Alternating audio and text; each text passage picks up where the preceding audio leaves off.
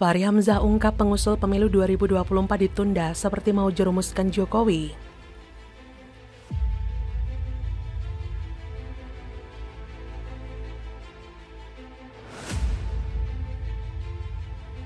Oleh karenanya berbagai pertimbangan itu ya, dan juga masukan-masukan dari masyarakat, berbagai kalangan, kami memutuskan setuju pemilu diundur. Karena itu saya melihat tahun 2024 pemilu yang rencananya kita laksanakan bulan Februari itu jangan sampai prospek ekonomi yang baik itu terganggu karena pemilu. Oleh karena itu, dari seluruh masukan itu saya mengusulkan pemilu tahun 2024 ditunda 1 atau 2 tahun. Ditunda 1 atau 2 tahun agar momentum perbaikan ekonomi ini tidak hilang dan kemudian tidak terjadi freeze untuk mengganti stagnasi selama 2 tahun masa pandemi itu. Ya setahun lah, kalau enggak ya sampai 2 tahun maksimal kira-kira begitu. PU sudah menetapkan, ini kemudian muncul lagi dari orang-orang yang berwenang. Kenapa saya katakan berwenang? Karena ini orang partai politik dan sistem kita sangat tergantung dengan partai politik kalau di perpolitikan gitu ya. Mengusulkan hal ini. Nah pertanyaan saya pertama pada saat dengar dari Caimin, kemudian Erlangga Hartarto, kemudian yang terbaru adalah Zulkifli Hasan, ini orang-orang ini mau mengkudeta KPU atau gimana? Jadi saya hari ini berkesimpulan minimal ada 3 alasan itu Caca. Kenapa kemudian para petinggi partai ini berseloroh seperti itu. Jadi yang pertama adalah bercanda yang nggak lucu gitu. Ini lagi ngetes aja, pengen stand up komedi kali. Tapi udah nggak lucu duluan ini. Kenapa saya katakan nggak lucu? Karena sudah ditetapkan oleh KPU. Ini bercandanya mau bercanda mau mengkudeta KPU gitu ya. Yang kedua takut kalau pemilunya dilaksanakan 2024, ini elektabilitasnya turun semua. PKB, PAN terutama kan itu di bawah, PKB juga di tengah, Golkar juga peringkatnya antara 3 dan 2. Mungkin takut nih kalau kemudian 2024 diselenggarakan, karena PDIP nggak takut ya, pede aja.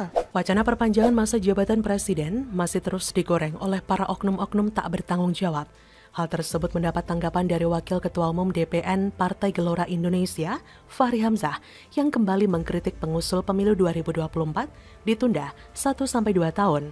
Menurut Fahri Hamzah, pihak yang ingin menunda pemilu 2024 mencari untung dan menjerumuskan Presiden Jokowi. Ia juga menghimbau bahwa kita semua harus mempunyai keberanian moral untuk mencegah agar orang-orang yang menjerumuskan Presiden Jokowi dalam killing field yang berbahaya. Selain mencari untung, pihak yang menginginkan pemilu 2024 ditunda disebut mantan Wakil Ketua DPR ini turut mengorbankan Jokowi. Padahal, Jokowi sudah dengan tegas menolak wacana jabatan Presiden 3 periode. Namun, perpanjangan masa jabatan Presiden selama 3 tahun hingga 2027, maupun perpanjangan masa jabatan Presiden selama 3 tahun hingga 2027. Karena itu, kata Fahri, jangan sampai mereka para pengusul agar pemilu ditunda mengambil keuntungan dari situasi yang ada dengan cara mengorbankan reputasi Presiden sebagai negarawan yang ingin berakhir dengan baik. Dan dalam kondisi saat ini, Fahri Hamzah menghimbau sebaiknya memfokuskan diri pada pemilu 2024 yang sudah ditetapkan pemerintah dan DPR. DPR dan Mendagri mewakili Presiden juga sudah memutuskan pemilu sudah ditetapkan pada 14 Februari 2022. Kita, kata Fahri, fokus saja ke sana, jangan layani para aventurir, karena itu berbahaya bagi negara. Wacana para oknum-oknum pemecah belah memang sangat berbahaya. Periode pemilu 5 tahunan sudah menjadi semacam kultur demokrasi. Jadi kalau ada upaya untuk mengubahnya, apalagi berakibat berubahnya persepsi masyarakat ke arah yang negatif, maka akan terjadi ketidakstabilan politik yang mengarah pada keributan dan kegaduhan. Kalau ada wacana memundurkan pemilu ini minta kita hargai, maka seharusnya partai politik juga menghargai wacana untuk memajukan pemilu. Jadi kalau mau dihargai dimundurin ya ada wacana dimajuin juga nggak apa-apa gitu. Tapi 3 hal itu harus dijawab nih. Apakah mereka sedang bercanda yang nggak lucu gitu ya, menguji intelektual dan nalar publik gitu ya. Yang kedua, ketakutan bahwa elektabilitasnya akan turun. Nomor 3, boleh dong kita nuduh nih jangan-jangan ada yang nyuruh nih.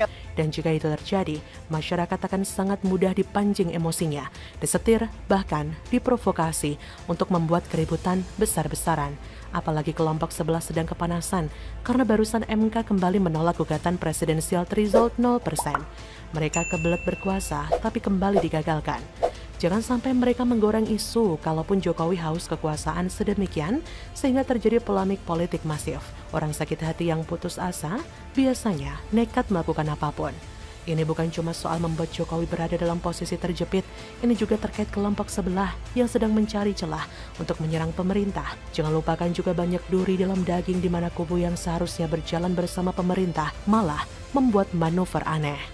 Memuji kepemimpinan Jokowi adalah wajar, tapi kalau sampai mengusahakan perpanjangan masa jabatan presiden, ini blunder namanya. Ini bisa membuat rakyat makin tidak percaya dengan partai-partai yang mendukung. Bisa-bisa rakyat malah memilih partai oposisi yang berakibat makin kacaunya negara ini. Meski saya yakin Jokowi tidak haus kekuasaan seperti kelompok sebelah, tapi Jokowi harus waspada agar tidak masuk ke dalam jebakan Batman.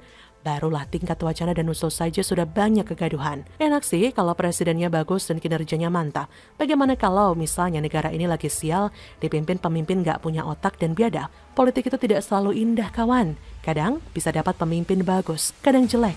Kalau dapat pemimpin parah dan 3 periode pula, bukankah negara ini bakal hancur berantakan? Boleh sih optimis, tapi dalam politik tidak semua hal bagus terjadi.